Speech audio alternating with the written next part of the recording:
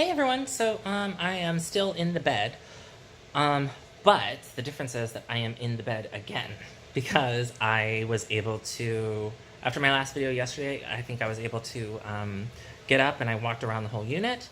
I was in the chair, that was the first thing. They were able, the physical therapist was able to get me up and get me into a chair where I sat for a little while, and then I was able to get up and walk around the unit. The groin pain is still present if I, push too hard, but it's working its way out. So it's not as strong, it's not as severe, and it's not as common. So, I'm getting there. Today I was in much better spirits. I was much more energetic. I haven't napped today, which is new for the last 4 days. Although I am tired.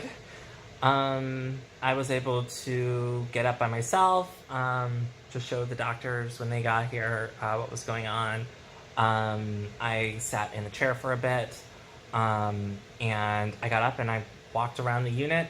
I did a lap and a half, so 3 times as far as I did yesterday. Sat in the chair again for a while. I ate really well. Overall, I'm doing pretty good. Let's see. Oh, I pooped 2 times yesterday, which is actually a milestone, as it turns out. That's something that you need to do. But I've seen the work. I've had a chance to actually look at everything that's going on down there. There's this one machine that just keeps beeping if I change positions, and it's for reasons I really don't want to get into, but it's a pain in the neck. But hopefully that stops before the video stops. Anyway, I'm doing everything I can.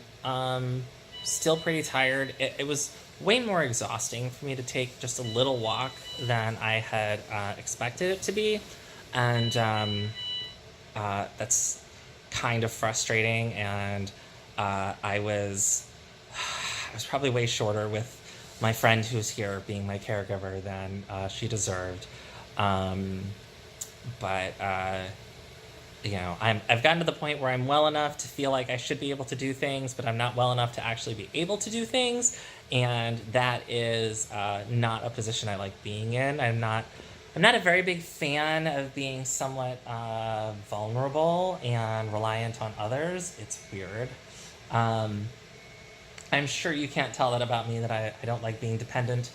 But I was finally able to comb my hair. And tomorrow I get to take a shower, because tomorrow all of the packing and catheter and everything comes out, which is the patient advocate who works with my doctor's office told me that that's 5 to 10 seconds of my life that I am always going to remember, so I'm not looking forward to that. But what was really cool, I don't remember if I talked about this yesterday, but Dr. Li Zhao, who is the urologist who works with Dr. Rachel Blubahn-Langner, who is my plastic surgeon, both of them were invited to speak at a conference, and Dr. Zhao spoke yesterday. No, Dr. Zhao spoke Friday, and when I asked him how the conference went when he came in yesterday, he said that his speech went really well, and then he went to a panel where somebody was explaining robot-assisted vaginoplasty, and he was like, that sounds interestingly familiar. And so he watched the panel and the paper that was presented and the video, and all along he's like, very familiar. And at the end of it, the presenter was like, and I really want to make sure that I extend special thanks to Dr. Li Zhao, who is in the audience today, for developing this procedure and writing a paper on it, and letting and giving us the opportunity then to implement it and study it and write a paper ourselves. So he said that was really validating. But that's the first that I found out that this robot-assisted vaginoplasty was developed here at NYU Langone Medical Center by Dr. Zhao and Dr. Rachel Blubahn-Langner. So that's really awesome. And for those of you who are looking for a surgeon and doctor care is important to you, Dr. RBL and Dr. Zhao have been so fantastic and really attentive. And every time I've had any kind of an issue, they have been on the phone. They have been sending emails. That issue with the bed the first night that I was here, they were sending emails all the way up the chain to, big wigs to try to make sure that they got me into a bed if it was all possible. And so the fact that it wasn't possible wasn't for lack of trying on their part. While I've been having this pain, they have been working really hard to try to figure out why and what the solution would be and all this other stuff. And the most important for me, like the biggest plus in their column for me is one of the nurses that has been attending me. And almost all the nurses have been just fantastic, like 10 stars out of 5. Like they were just great.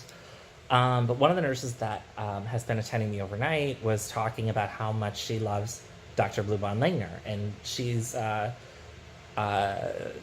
Blubahn-Langner is a short woman, but she is full of piss and vinegar and fire, and she will fight and fight. And the nurse told me that she really admires her, and she's really kind, and she really talks to people, and she connects to everyone, and I feel like if a nurse is really talking up a doctor's personality, that speaks volumes to the doctor, because nurses do all the work. But I am gonna let you go and post this video and maybe more tomorrow when all the big stuff happens.